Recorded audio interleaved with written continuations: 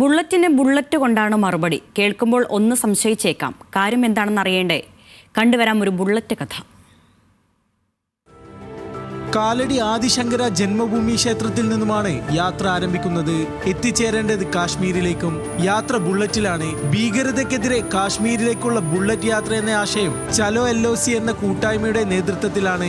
തിരക്കഥാകൃത്ത് രാമാനന്ദിന്റെ നേതൃത്വത്തിൽ 30ഓളം ബുള്ളറ്റുകളിൽ 43 പേരാണ് യാത്രയിൽ പങ്കെടുക്കുന്നത്. സ്ത്രീകളും കുട്ടികളും അടക്കം കുടുംബവുമായി യാത്ര ചെയ്യുന്നവരും സംഘത്തിലുണ്ട്. 12 ദിവസം നീണ്ടു നിൽക്കുന്ന യാത്ര പഹൽഗാം ഭീകരാക്രമണത്തെ അപലപിച്ചുകൊണ്ട് തുടങ്ങിയ ഫേസ്ബുക്ക് കൂട്ടായ്മയിൽ നിന്നുമാണ് ഭീകരതയ്ക്കെതിരെ ബുള്ളറ്റ് യാത്ര എന്ന ആശയം ഉരുത്തിരിഞ്ഞത്. കേരളത്തിന്റെ നാനാഭാഗങ്ങളിലുള്ളവരാണ് സംഘത്തിലുള്ളത്. പലരും ആദ്യമായാണ് ഇത്തരത്തിലൊരു യാത്ര പോകുന്നതും. കൊച്ചി സിറ്റി പോലീസ് കമ്മീഷണർ കുട്ടവിമലാദിത്യ യാത്ര ഫ്ലാഗ് ഓഫ് ചെയ്തു.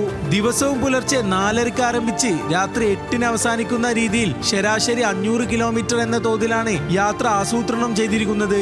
കേരളം പിന്നിട്ടതോടെ മറ്റു സംസ്ഥാനങ്ങളിൽ നിന്ന് കൂടുതൽ പേർ യാത്രയ്ക്ക് അണിചേരും. കാശ്മീരിലെത്തുമ്പോൾ സംഘത്തിൽ 100ഓളം പേർ ഉണ്ടാകും.